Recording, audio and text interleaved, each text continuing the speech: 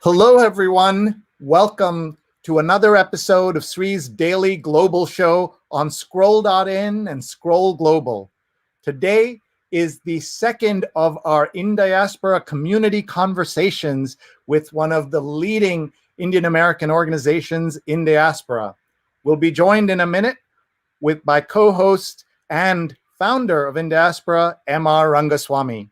Today, we have a fantastic show, Diaspora Women Redefining Digital. And we have four awesome women who are going to be with us: Somdatta Singh, Seema Chaturvedi, Chaitra Vedulapalli, and Shishma Sharma. You're going to hear from them. You can take their questions you can ask them questions, and we're going to learn a lot together. So please stand by as we bring on MR to talk to us. Right now, we're live on Facebook, on Twitter, on YouTube, and on LinkedIn. Please share with your friends and family right now. You can tag them, and they can watch later if they can't join us at this moment. And we're now ready to bring on MR in just 1 minute. Hi, everybody. Let me bring on to you my friend and founder of Indiaspora, M.R. Rangaswamy. There are a lot of people who do a lot of talking about community and about the importance of working together, but very few people get things done. And the man you're about to meet gets a lot done. We're so excited about our partnership with Indiaspora and grateful to MR for being here with us and his team for helping organize this. So please say hello to MR Rangaswamy. Hi, MR. Hey, Shri, how are you, man? Great to see you. Great to have you back on the show. Great to spend this time with you. You've put on quite a show for tonight. Well, thank you. I mean, the last time we were on, it was about Indian matchmaking. And this time we're on, it's about women in the cloud. So very different talk today as well, Shri. So let's get right to it. Well, I'm going to have you introduce each of our speakers. We're going to bring them on one at a time, and then we'll get going. Great. So let's see Seema now. Seema Chaturvedi. Hi, Seema. Hey, Seema. Hi, Amar. How are you? Hey, Seema. Again, for those of you joining in, Seema Chaturvedi has 20 years of capital markets and financial management experience. She's an entrepreneur, investor, and investment banker. And welcome, Seema. Welcome to our show. You. Thanks, Amar. Great to be here. So good. Whereabouts are you today? Well, at this very minute, I'm in Miami. Somebody has to lead the tough life. So. All right. Good to see you. And next up, we have Shishma Sharma.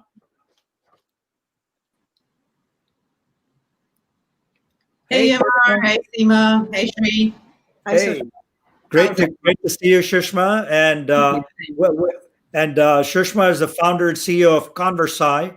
Is a mission to democratize knowledge and make the world a better place. Her company is a live video-based knowledge sharing platform. Hey, Shishma, where are you today? I'm actually in New York. New York. Okay. All right. We got Miami. We got New York. Let's see where Som Singh is from.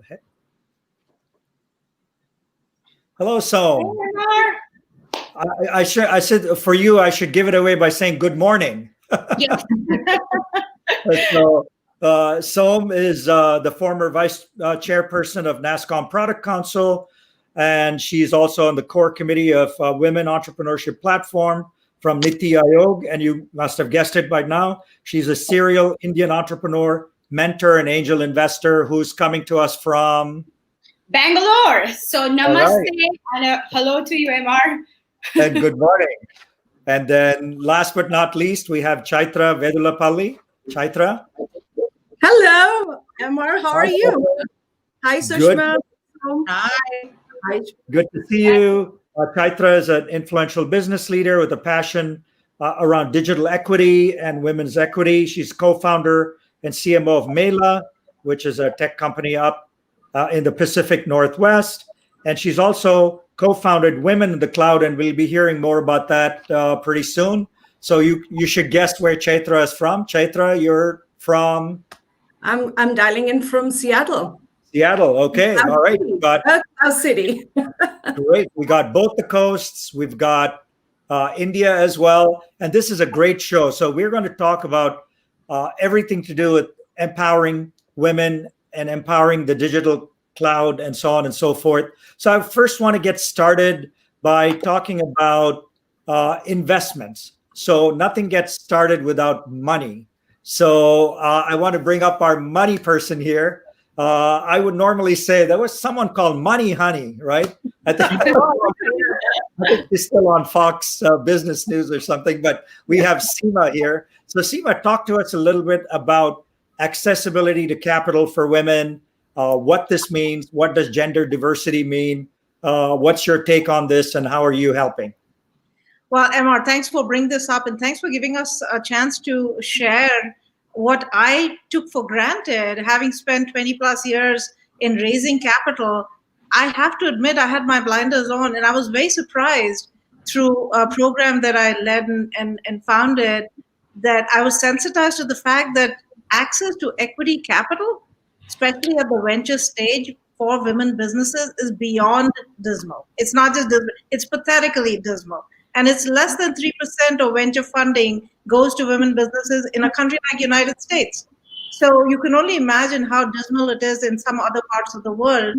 And it is shocking that smart money people who make a career out of investing are leaving so much money on the table because empirical evidence has suggested, and our investing experience has suggested, that you can, from a gender diverse team, an investor can actually get an incremental return of anywhere from 25 to 35% over and above what they would get from a non-gender diverse team.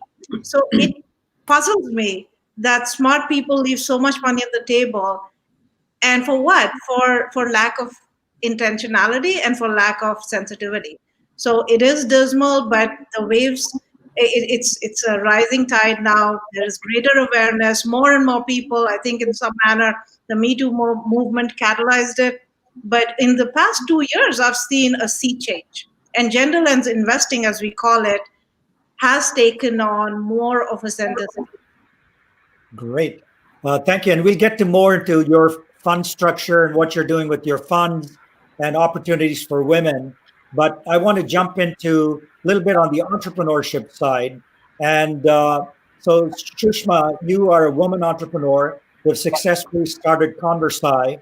Can you talk a little bit about the challenges, how you got started, and some of the hurdles you faced before you actually got capital and so forth? Absolutely, Emma. I would love to. It hasn't, I mean, as you know, for most women here, it hasn't been an easy journey. It's been a pretty tough one, and not without challenges. So anybody who's looking to start, I would say be prepared. It's hard. First thing, obviously, was that you have to prove your idea a little bit more than most people, or basically non-women. So that's the first thing. The second thing is people are very quick when you're asking for money or help. They're very quick to give advice, which is the easiest to give. Third, I found that finding a mentor is pretty hard. I don't come from a business background. I'm a lawyer by profession. So for me to get into the tech industry was another hurdle. But I have to say that despite all the negatives, the Valley in itself was a place where you can find people who would support you. So that was pretty amazing. If I had been in New York then, I probably would have had it much harder to start something. Valley, on the other hand, is much more welcoming to starting something new, trying, failing, trying again. So those were good things. It took me a while to find the right people to start the team itself, and didn't find any funding in the beginning because I didn't even want to go and ask for money when it was basically what the dream concept. But only when I started working on it and had some form of a site ready did I start talking to friends and families and angel investors. And I would say of the probably 40 people I spoke to and presented to, I would say 7 of them were convinced. But there was a group also, so probably like 11 or 12 people who were convinced and who wanted to fund it. So it takes, you have to go and do the pitches to a lot of people. Each one is heartbreaking when it doesn't work. But I kind of got sensitized to that after a while. I was like, it's okay, it's fine. I'll give it 30 minutes to be upset and then I'll be fine. So you have to come up with these tools, and it worked for me. But that's how I raised the first round. Great.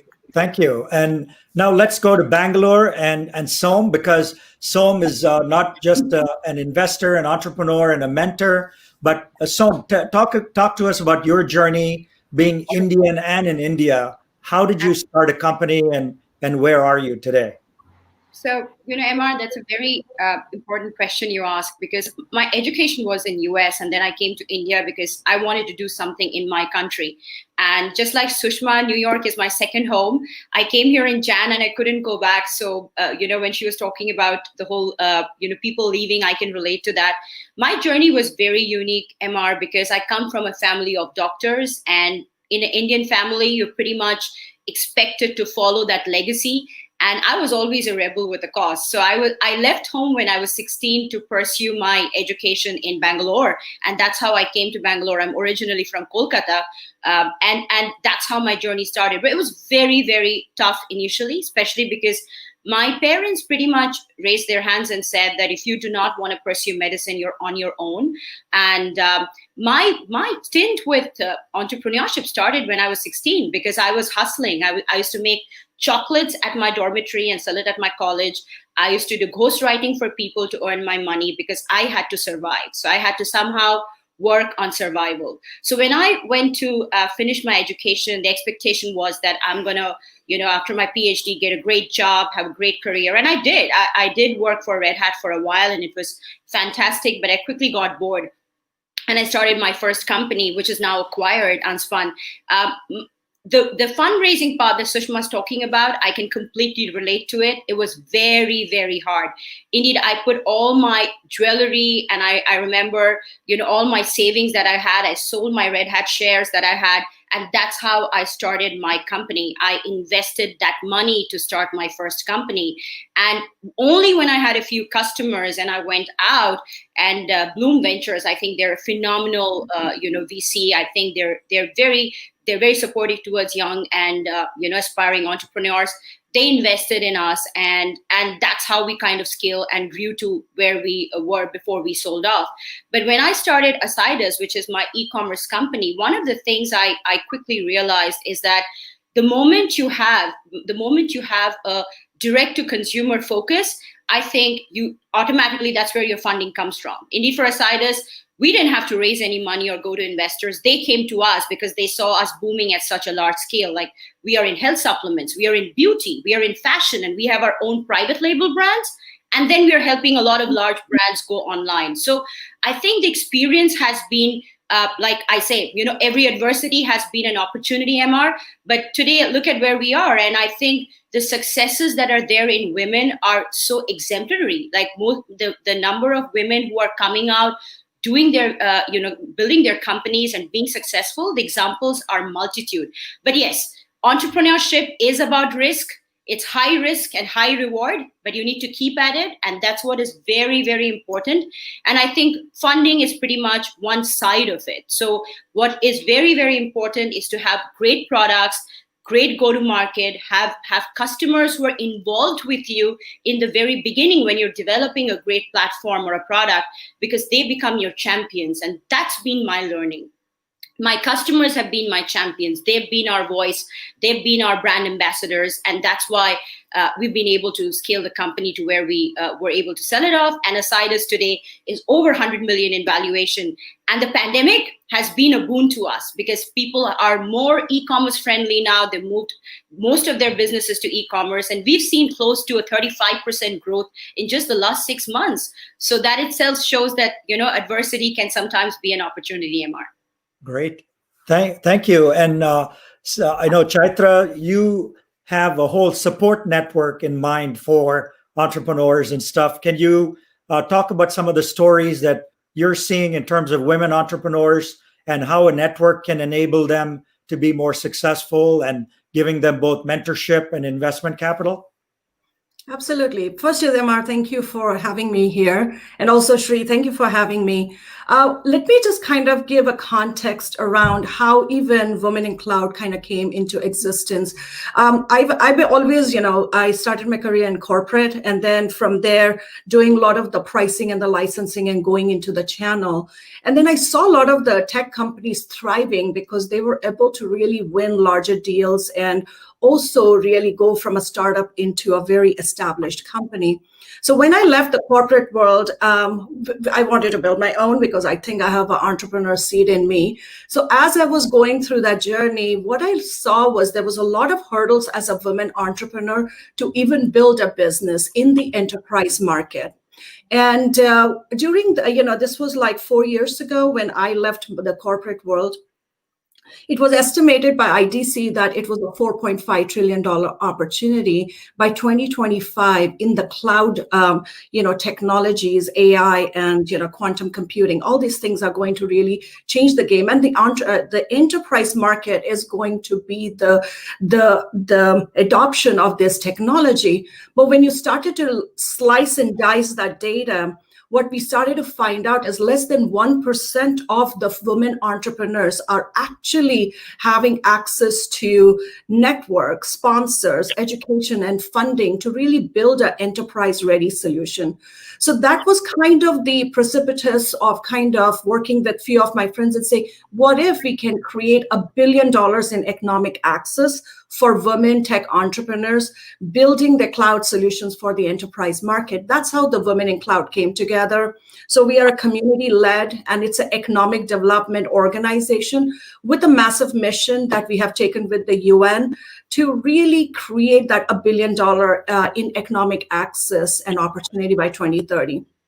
So one of the data I want everybody to remember is, according to the BCG article, it says that when men and women are given equal opportunity to entrepreneurship, our global GDP could be increased from $2 to $500 billion to $4.5 trillion. So that's a significant growth we can create, and we can still create prosperity by having women entrepreneurs.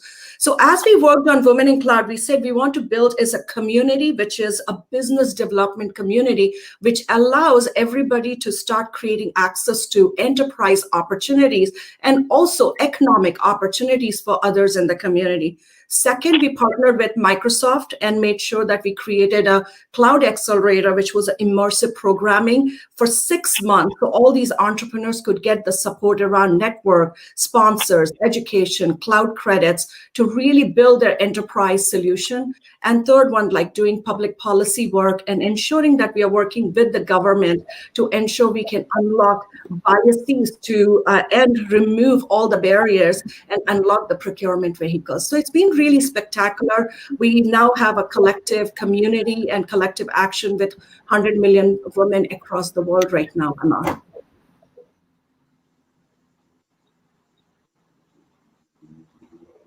Congratulations. That sounds so awesome. Folks, if you're just joining us, you're in a conversation with 4 women leaders who are changing the world of digital. And my name is Sri Srinivasan. That's M.R. Rangaswamy. He's the co-founder of Indiaspora. And every month we bring together a fabulous conversation about the world of the Indian diaspora, and that's Indiaspora. M.R., how are you feeling? How is it going so far? M.R., you're muted, M.R. I think it's a great start. We'd love to get some questions from all the different viewers. Sure. So let me just tell everybody who's watching. Bijal says tuning in and supporting the ladies. Jonathan's watching from the East Village. Renee Edelman herself, an amazing leader at Edelman, is here with us, and she's watching.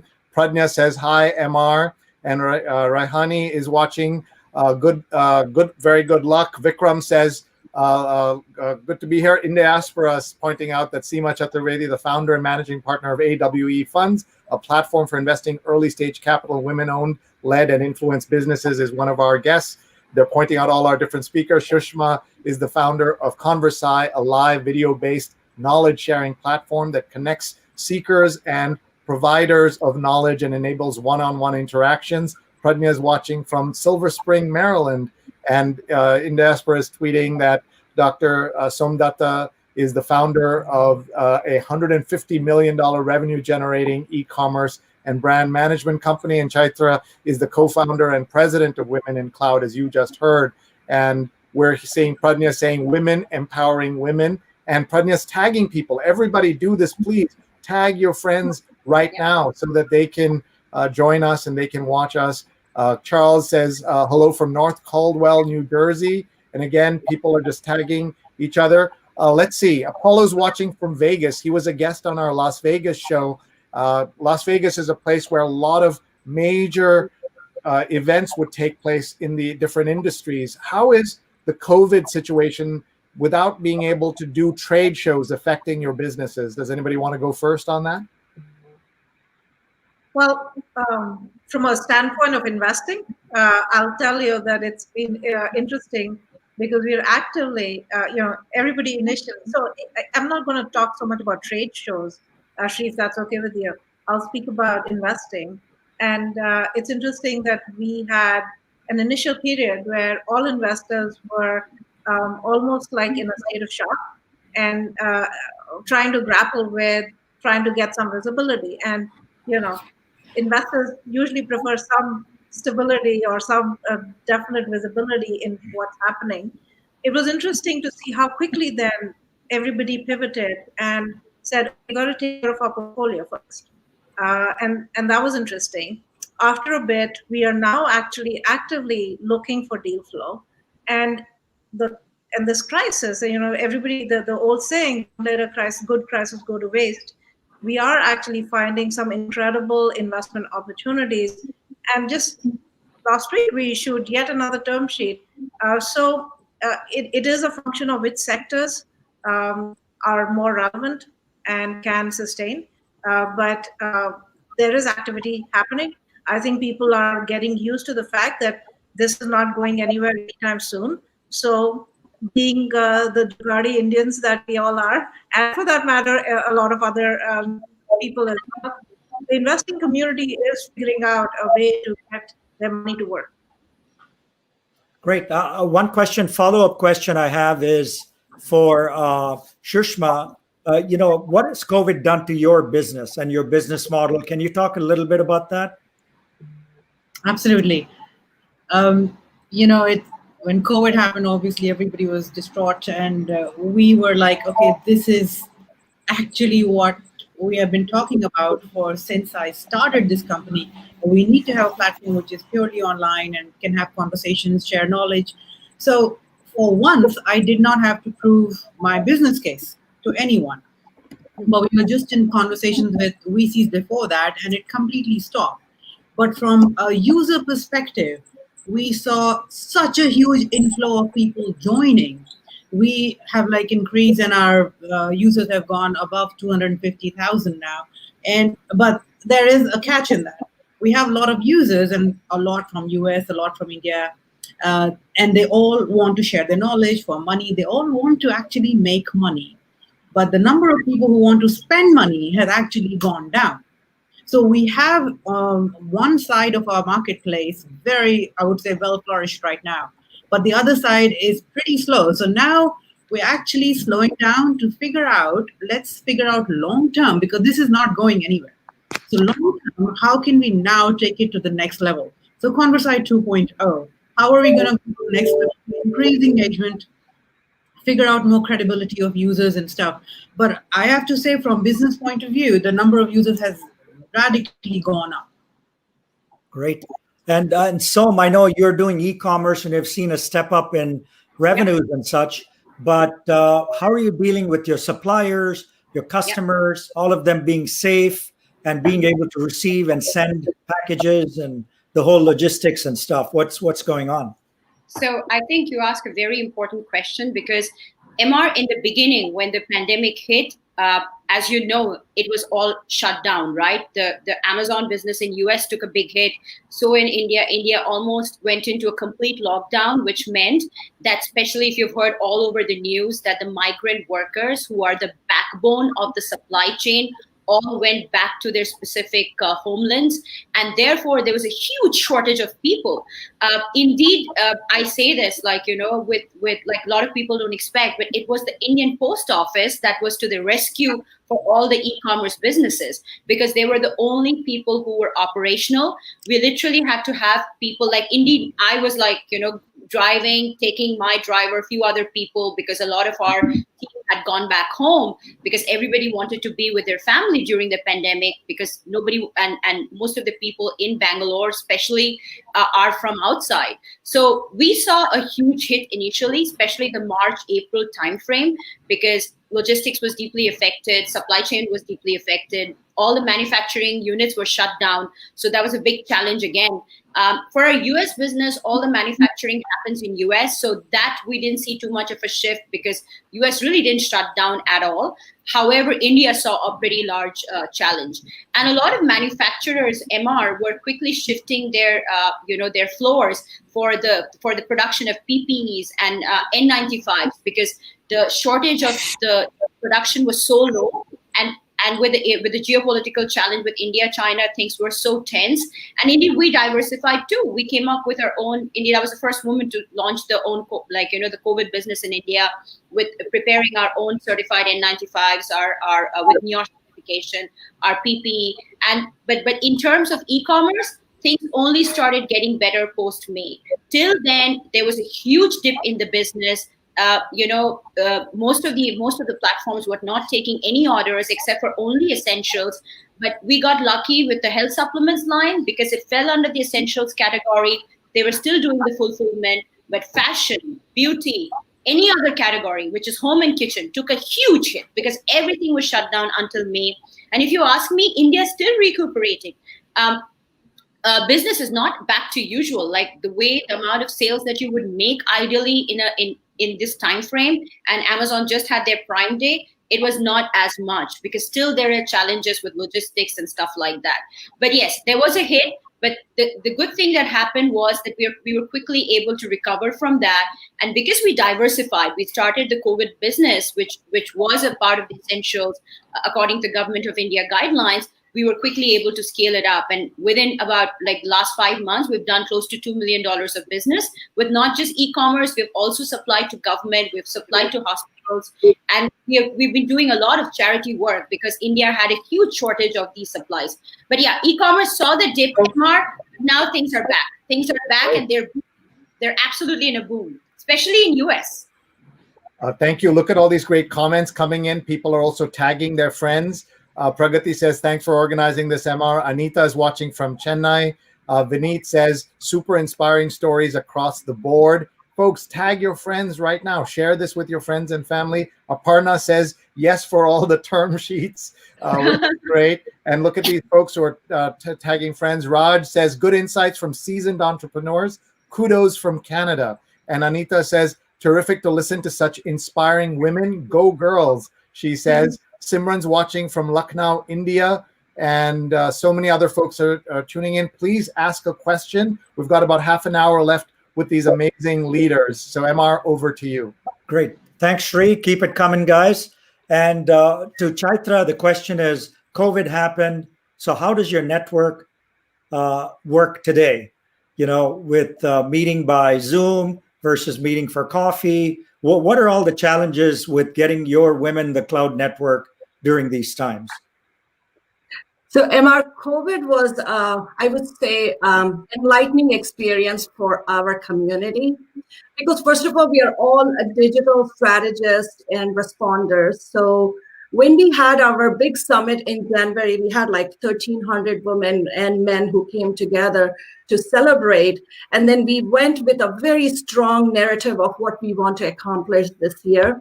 And as we hit Feb, everything started to dismantle because all our experiences required in-person activations. So one of the things was to really think about going online because we were comfortable with using online technologies. So we actually had announced the online community that we actually implemented using Mighty Network. And what it did was it opened up the community to come together, and that became the hub for us.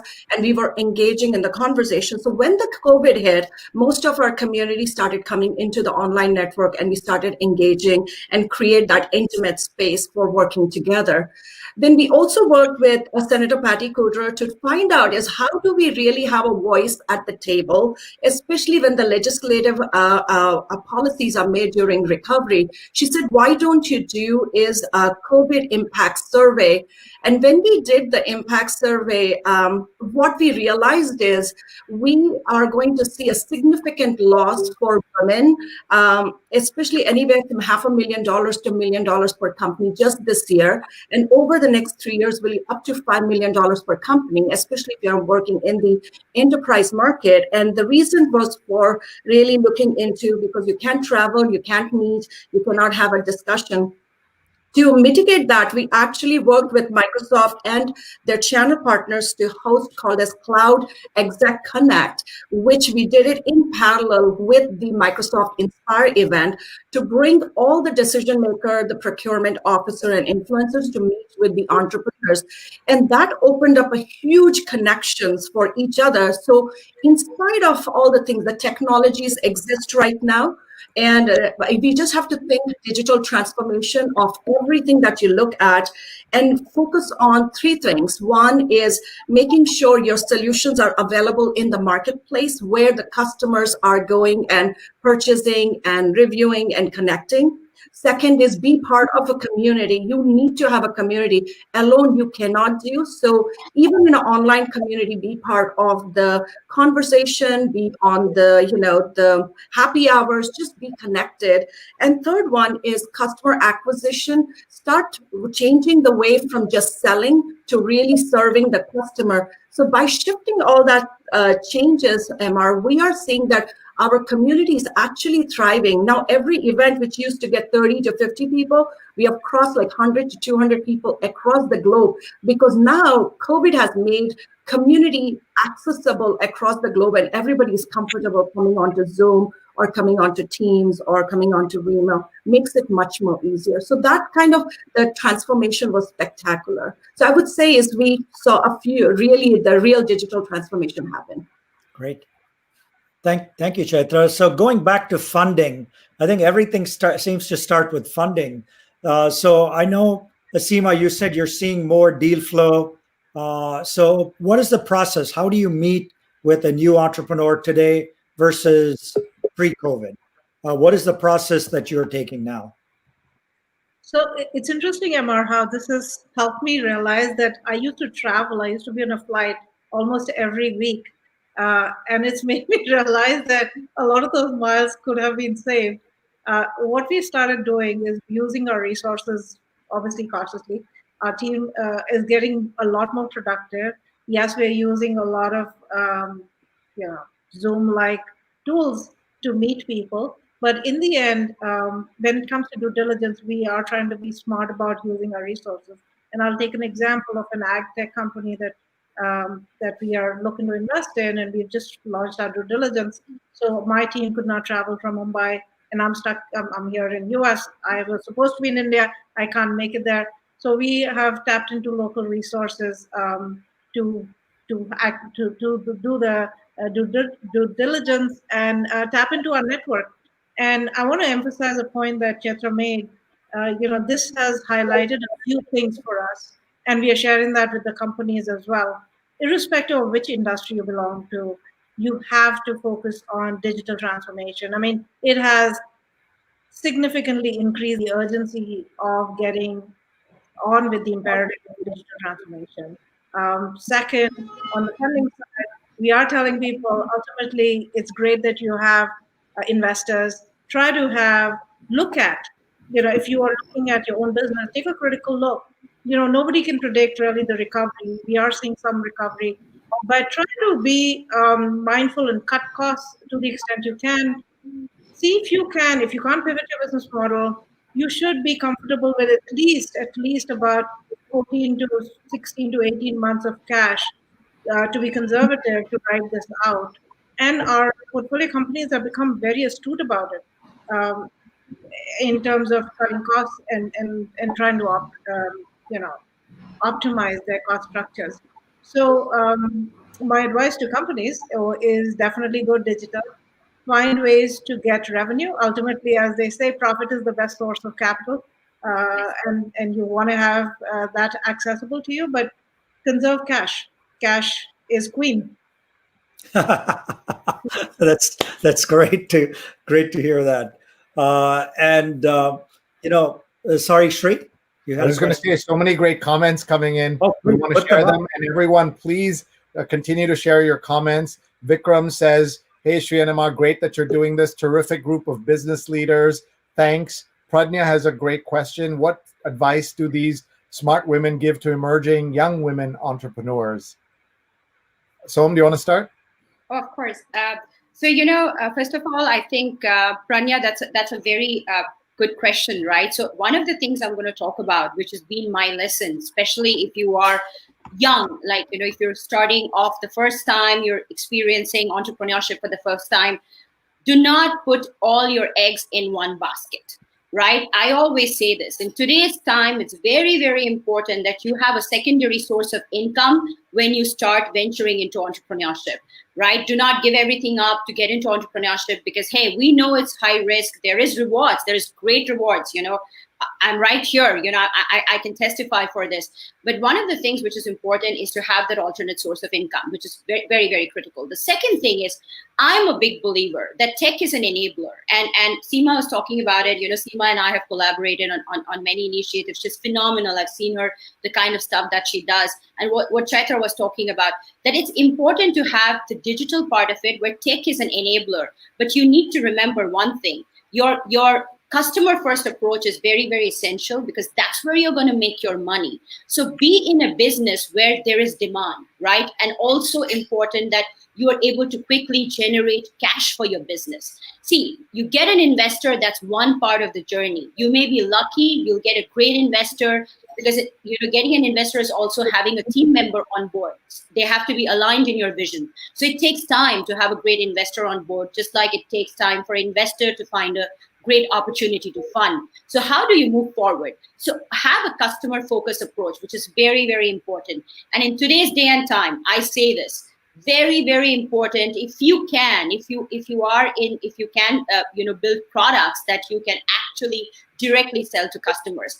The businesses that are booming right now is nutraceuticals, is health, like anything that you do, whether it's tech, whether it's direct to customer fulfillment, it is going to see a huge amount of rise. And that's where a lot of money is. That's where a lot of investment is going to come in. And another thing is, of course, anything to do with digital, whether it is, I'm not going to just talk about e-commerce. India is focused on building its own Trello, its own Zoom, its own video content provider, saying that, hey, TikTok is banned, we're going to build our own TikTok.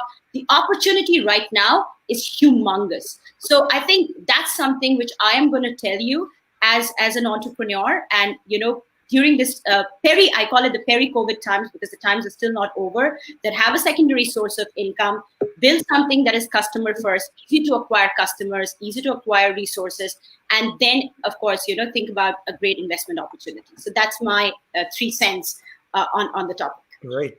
Anybody else want to jump in? Shishma, do you want to Sorry, jump in? I've been having network issues, so I changed my room now, so hopefully you can hear me better. So what was the question?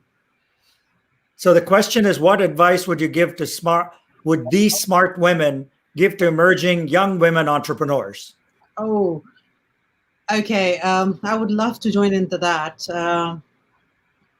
Some good and some bad. The first thing I would say, be prepared for a very, very hard run. If you're one of those people who don't like failures, then that's not for you. So be prepared for that too. You will have failures in life.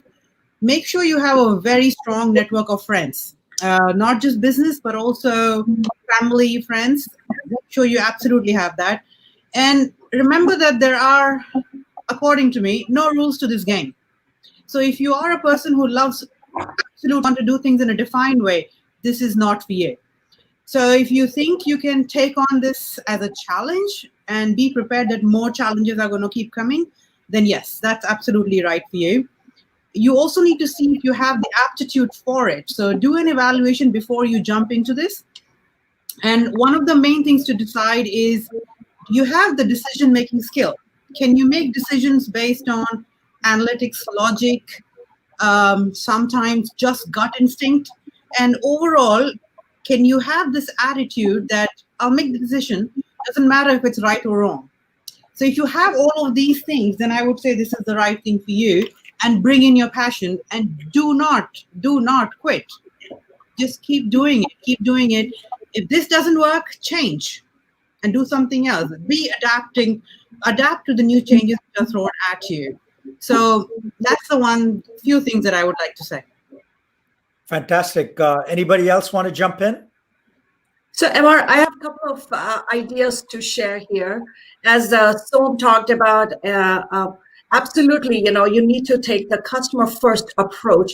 But there are a couple of things to focus on. If you're a young entrepreneur, focus and concentration is very critical for winning your customer. Knowing your business model and validating that business model with your first 10, 20, 25 customer relentlessly will help you understand that if you have the right customer.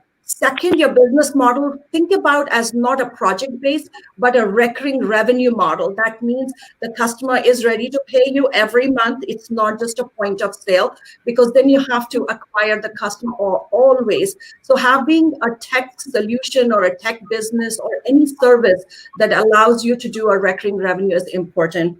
The third one is the advisor network is very, very critical. Building that network, it takes time. So associate with a community where if you're going to go into fundraising, then find a community where you can actually network with people before even you ask for, whatever the ask is going to be. If it's a funding ask or if it's the customer access, be very clear that you are investing time in that space. And the last one is taking micro actions and micro tweaking on your business rather than going roller coaster ride. So doing micro actions every single day towards the advancement of your business model will help you get your company where you want to go. So don't think overnight success, think about as long-term success for your business. Sustainable. Absolutely. Totally agree. Terrific. Agree. Emma, if I could just add one thing, I agree with the ladies of what they said. If I want to just reiterate and emphasize the need for a mentor, which a lot of women of our generation, of my generation, did not get exposed to the concept as much. And I date myself in some manner, but what I encourage all young women entrepreneurs specifically, what Chaitra said absolutely on the money. Join a community, but extremely urgently try to get proactively a mentor, because that can be a big difference in your growth trajectory. And if I can share one additional, in addition to the fund, we have launched a foundation which we call Achieving Women Enterprise. And what we see is women saying the biggest benefit they get is not just the edification and the learnings that we share, but the fact that they belong to a community and they can find mentors through that community. So I wanted to emphasize that. No, that's a really good point. And I want to pick up on that because mentorship seems like a critical component. So I want to throw a question out to you as one, how do you find a mentor? Second, what are the qualities you look for? And how do you go through that whole process? Who wants to take that one? Can I start with something? I mean, I loved what Seema said and what she's doing, but I have to say it is very, very difficult to find a mentor. I have had a hard time with it, and I think mentorship evolves over time. It's very hard if you're looking for a woman mentor, because they themselves are having such a hard time with proving themselves all the time, and there are very few and far between. Men, on the other hand, they are very good mentors, but it's hard to work with them, especially if you are a strong woman. So I think it's quite rare to get a good mentor, but it is an absolute must. So I actually want to hear the others and what they say. I think I can jump in there. Sushma talked about it in terms of, finding women mentors. To me, mentorship is genderless, just like entrepreneurship is genderless. I know it sounds like, am I talking about something that's not true? Well, I think if you're really good at something, after a point in time, it really doesn't matter what gender you are, and that's what I have experienced. Right? Sometimes, especially when you are in a B2C model, the customer doesn't even know who's behind selling the product. They just know a great quality product. They just resonate with that. They relate to the brand, and that's what matters. But what Sushma said is true. The reason it's hard to find good mentors is because I think people with experience who can actually mentor you don't take that very seriously, right? Because they are not in grooming, teaching is like, quote unquote, professors teaching, all that is like a very skewed profession. But when you're talking about mentorship, it comes with a lot of hands-on, involvement. It comes with a lot of knowledge and practice. But to answer that question specifically, MR, is it easy to find a mentor? No, it's a process. It's a journey. Do you have to find a mentor in your own country? Absolutely not. Like my mentor was from Israel, right? And that's where I think Shri asked a question. I miss the trade shows. While it's great to say that things are moving virtually, but I do miss traveling. I do miss the one-on-one, connections, because they have a huge value, and we cannot deny it. Like right now, actually, we would have been in Vegas because we have the auto show, we have the show for nutraceuticals, we have the show for beauty. So there are a lot of things that happen there. You find great mentors in some of these networking sessions because they come down, you get to spend one-on-one time, and therefore you build a relationship. So for me, I think there are communities which we as women need to kind of focus on. The Women Entrepreneurship Platform, which is an initiative by the government of India, is a great way where they have tried to bring the best of mentors together to actually provide support to both tech and non-tech founders. And like that, I found many such communities across the world, like WEF, the Women Economic Forum, which is a part of the World Economic Forum, also has a great mentor network. The process takes time. It takes time to identify who is aligned to your business, what kind of knowledge, what kind of value they bring to the table. But I think it's a mutual process. It's not just you finding the mentor also have to accept you as their mentee and see that it's valuable for their time. And I also feel no free lunches. Especially in India, I have seen we take the mentors for granted. We expect free time from them, and that's why there is no value that's coming out of it. So it's very important to have a paid mentorship platform. Mentors should believe they're getting validated, incentivized for their time, because time is money. Especially after COVID, we know how important it is to value that time. So that's my take on mentorship, MR, and how we go about it. Yeah. Mute. Oh, yes, absolutely. So my mentors, two of my mentors, Raj, have stake in my company. And that's what I believe. I think the involvement is not possible until there is rewards. Rewards and recognition drives time, drives involvement, drives valuation. I think that's very, very, yes.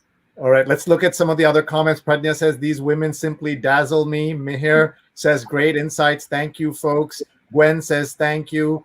Pradnya says that mentorship is crucial in any professional path. And Ashish says, great insights. Amazing to hear these stories.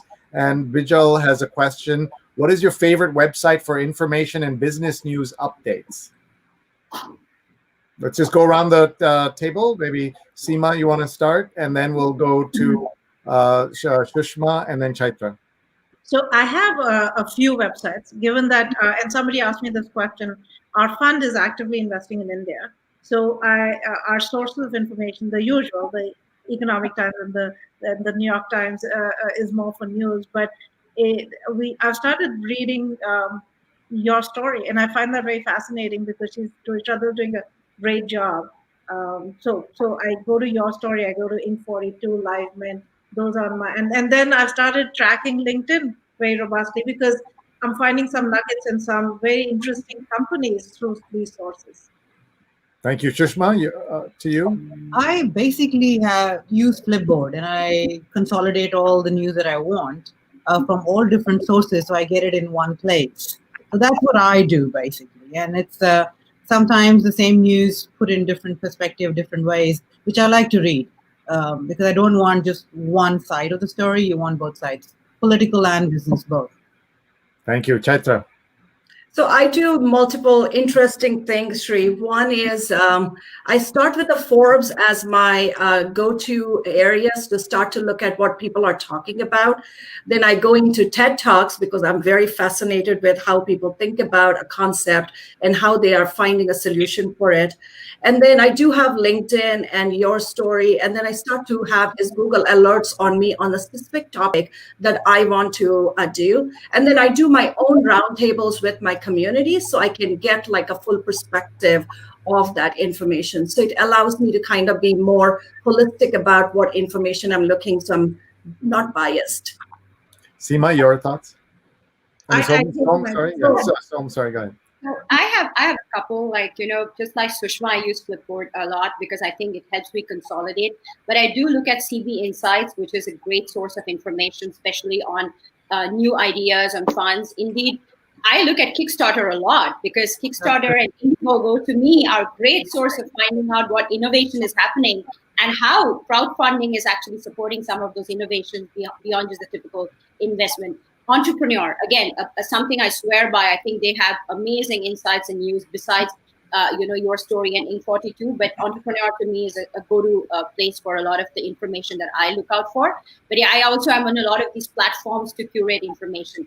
And even Let's Venture. So they come up with their, insights and views on venture funding, on new ideas, because I participate in a lot of the angel funding too. So yeah, those are my go-to places.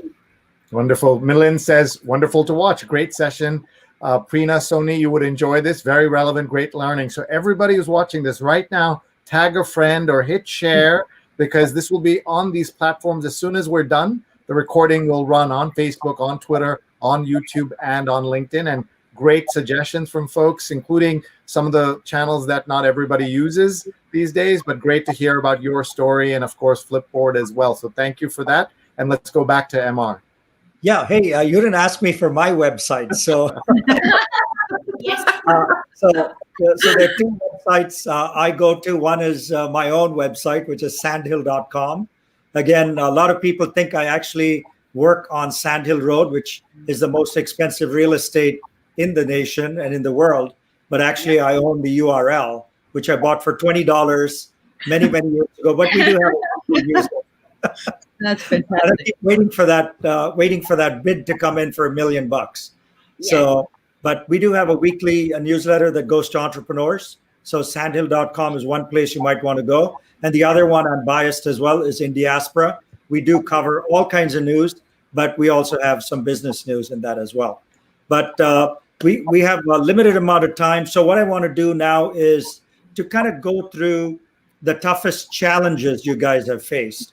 And no particular order, talk to us as a woman going through a very tough challenge in business and how you overcame the challenge, lessons learned, who helped you, all this kind of stuff. It would be really good to get into your minds and see how you operate in a crisis. Right. Somebody want to start us off? So I will start this one, MR. This is a very interesting question, right? What stops you or what is the biggest hurdle? I think it is going into opportunities or going into a community and you are treated invisible, like you exist, but nobody acknowledges you. So certainly how do you go from invisible state to a visible state is kind of one of the biggest journey I have seen, right? And that's where the mentorship comes in. And I know everybody talks about mentorship is the hardest thing, but for me, it's actually the easiest thing because it's all about connecting with people and connecting. So the way, if you know how to connect with people, so when you're entering into a community or you're entering into an opportunity with a customer, or you are going into a new place, always have somebody who is, you can have this conversation. So when you enter, everybody can recognize, so you're a visible entity. And second is focus on contribution. Really come in with a mindset is not to take, to give. And by doing that, go from an invisible state to a visible state, and you become assimilated in your communities, in your organization. So that's the one. It's not being recognized or not being seen, and how do you become visible through contribution and connection? So that would be my way of addressing the challenge, and how do I make that as an opportunity? Great. MR, I can go next. I'm going to share this because it's the Indiaspora, and we're talking about women entrepreneurs and women investors coming out of the Indian community. I think the biggest challenge we face is the challenges and the roadblocks from the family itself. Like, I think it's high time we have to be okay with a doctor's child not becoming a doctor, a lawyer's child not becoming a lawyer, and you don't have to be an engineer to be an entrepreneur. I think those are some of the challenges which I think we need to really tackle. And why do I say this? It was very, very hard. And I think I'm lucky because my parents did support me at a later stage. But I know I've met a lot of women entrepreneurs or aspiring women entrepreneurs who say work-life, family balance and balancing and convincing the family that I can do this is a huge challenge in itself, especially in the Indian community. That is one, right? We're not very encouraging towards our women. We do not think that they can go out there and conquer it and make it happen. The second thing, which I think is very, very crucial, and that's why people like Seema are angels to us, is that the kind of solidarity that is to be shown to women in business is still lacking. The kind of ecosystem that is required to make women in business successful is still lacking, and we should take up the mantle. There should be more women-focused funds that should go out and celebrate them and support them and make them feel that, yes, there is hope and there is support that is available to them. That is very, very important. I think that is something that can solve a lot of challenges that women, especially in business, are facing today. The third thing, which I have faced personally, is that I'm a non-tech person, MR. I'm not an engineer. I'm an economist. But I started a tech company, and I started an ad tech company in 2013. It was so hard to get a good CTO. So hard, because so hard to convince someone that you can build a tech business, you get it, and you want a good support system from someone with experience. The first question is, where do you have the money? Where how will you support? How will you pay for it? Stake is not always very exciting alone, because of course everybody has commitment. And to convince my CTO, to get my first CTO to work with me on my vision was a huge challenge. And when I was able to overcome that hurdle, and what I did was I went into a lot of these, networking, whether it's Upwork or FreeUp. I actually got my first CTO who was remote to work with me completely remotely, because I couldn't find someone in India. Nobody believed that, a woman alone founder can run a business and make it successful. I think those stereotypes, the family barriers, and then comes money. I think those are some of the challenges that women face, because they're like, how will I fund myself? How will I get the money? And I'm saying this, I sold my jewelry. And I'm also saying this, if you're very young, you don't have experience, don't start up. Take your time, get some experience, work somewhere, have some savings, have a secondary source of income, because you should not jump in with half your heart and half your mind, because that cannot lead to a good and successful business. So those are some of the things that I want to talk about. And I think as a diaspora, we should work towards encouraging and breaking some of these stereotypes. Great. Who wants to go next? I can do it. I completely agree with Som. I would have said that verbatim, but I completely agree. Family is an issue, raising money is an issue, finding the right skill set, all of that. And she's already talked about it, so I won't repeat. But one of the other big issues that I have found is, as a sole entrepreneur, there are so many highs and there are so many lows. And so there are extreme emotions, and actually the whole journey, there are more lows than highs. And you have to deal with that. You need to become so strong that you need to deal with those issues. And there is, according to me, nothing personal and business. It's all the same. We are people, we are humans. Business, personal, everything is the same. So if something is off at home or family, it affects your business too. So I did develop a technique of dealing with the lows, is I give it an actual active time limit, or whatever it is, that I cannot stay in this mode or this mood for longer than 30 minutes. And if it's something big, 24 hours or 2 days. So that has now worked for me. and it helps me move on much faster and just keep looking ahead instead of looking back. So apart from all the other issues which Som mentioned and Chaitra mentioned, I would add this to the list too. Great. Thank you. And last but not least, Seema. Well, I'll say it in the context of our fund. I think it's, and I wouldn't have ever acknowledged it or stated it 10 years ago, but it is lack of equity for women.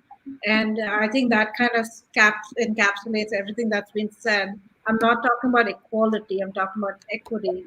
And ultimately, it manifests itself in multiple different forms, some of which the three ladies before me spoke of. I just want to add one other symptom of that lack of equity, which our famous philosopher of this century has said, Taylor Swift, that if she's tired of running as fast as she can, and if she was a man, things would be different.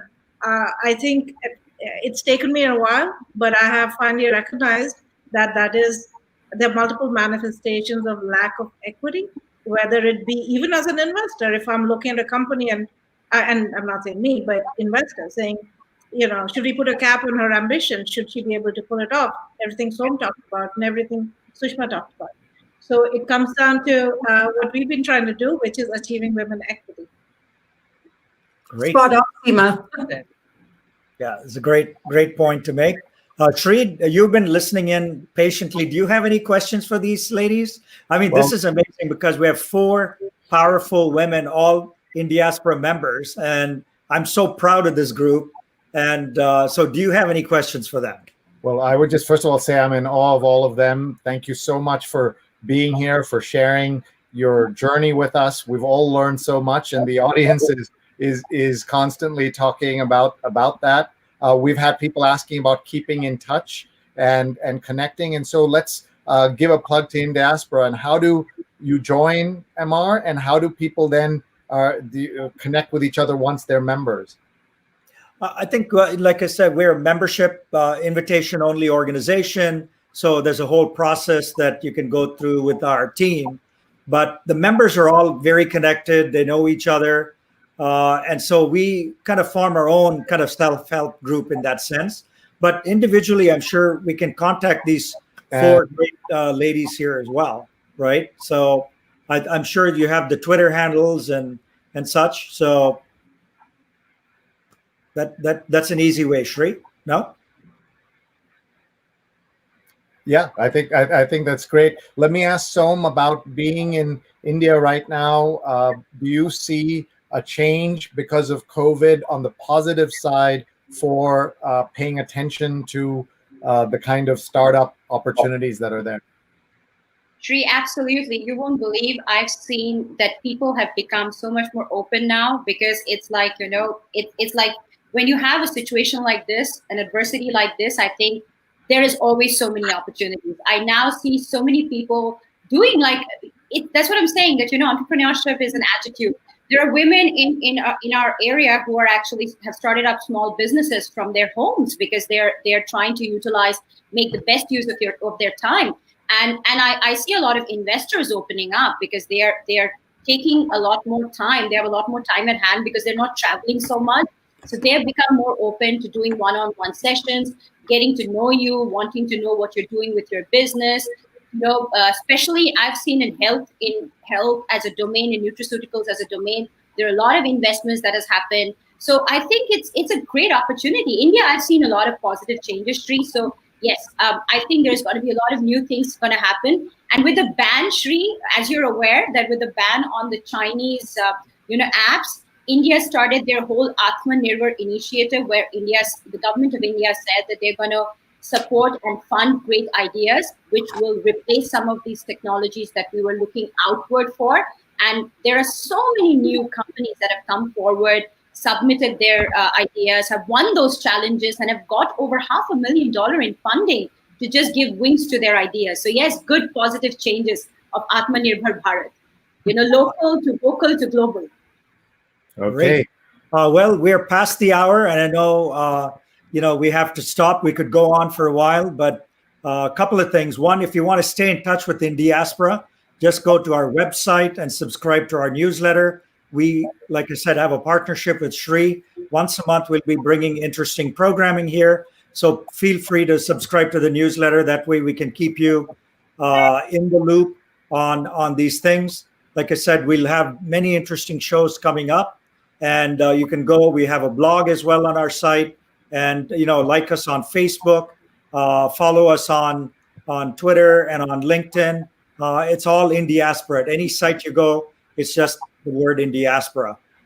With that, I want to close the show by asking each one of the 4 amazing Indiaspora members who are with us. And I have to tell you something. I'm from the tech industry originally, and it's always been 99% men, any place I go to. And this is such a refreshing breath of fresh air to see 4 super women on the show. And I really want to thank you, but I want you, each one of you, to give some final thoughts, just in 15 to 30 seconds, some advice for a young, aspiring woman who wants to become an entrepreneur. Seema? Yeah, persistence, network, and go get them. Okay, great. Shishma? Well, I'll do it in 5 seconds.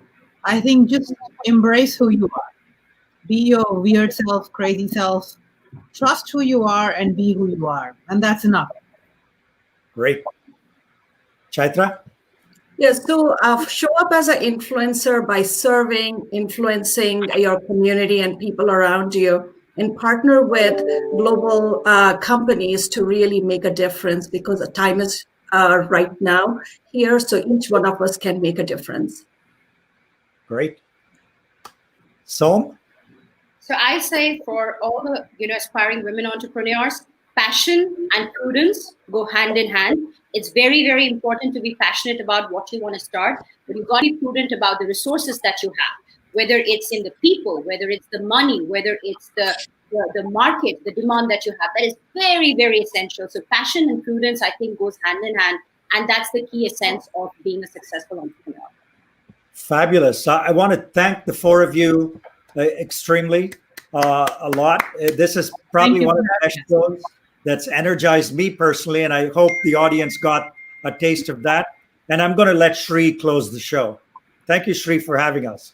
Thank you, MR, and we're so glad that every month Indiaspora will bring us a great episode like this. If you're joining us for the first time on this show, we are on every single day through the pandemic, 168 episodes in a row, and we'll continue to do this. We cover all aspects, the business aspects, as well as the healthcare and inequality aspects of this crisis. You can check out all our archives at youtube.com/3net.